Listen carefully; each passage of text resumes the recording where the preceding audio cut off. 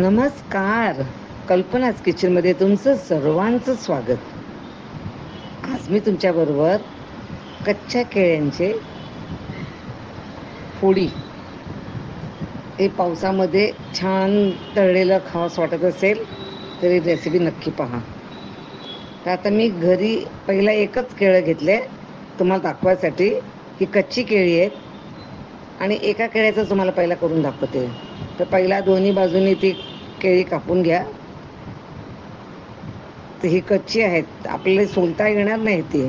तर सुरीने मी पहिला प्रयत्न केला, पण त्याच्यापेक्षा मला वाटलं पिलर मला कम्फर्टेबल वाटलं, म्हणून मी पिलर घेतला. आपण म्हणजे बटाटे सोलतो ना ते पिलर, त्याच्याने मी ती केळी सोलली बघा.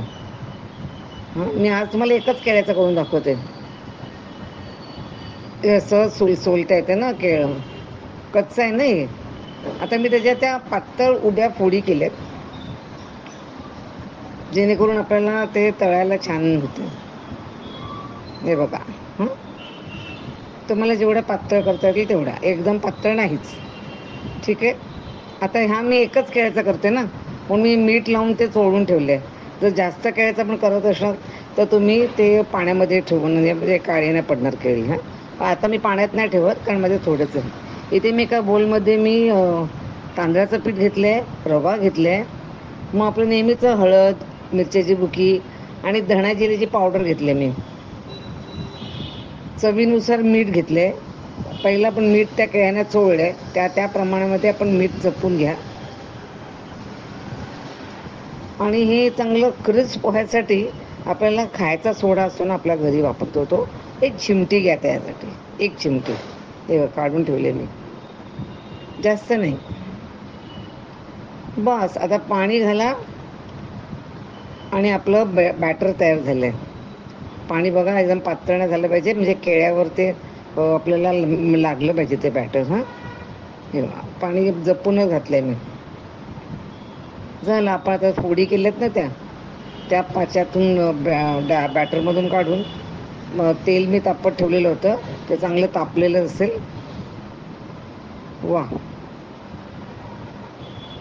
घ्या तळायला.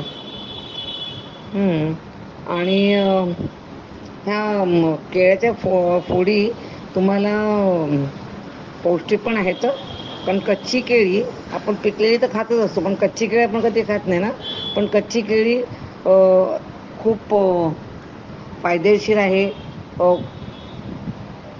तर आपल्याला म्हणजे पावसामध्ये छान क्रिस्प काहीतरी बटाटा किंवा कांदा सोडून दुसरं काहीतरी खाण्यासाठी हे केळ्याचं ऑप्शन छान आहे आणि आपले फायदा पण होतो. तर आजची रेसिपी आवडली असेल तर नक्की करून पहा हे. आणि हो, माझ्या व्हिडिओला लाईक, शेअर आणि सबस्क्राईबचं बटन प्रेस करायला विसरू नका. आजचा व्हिडिओ पाहिल्याबद्दल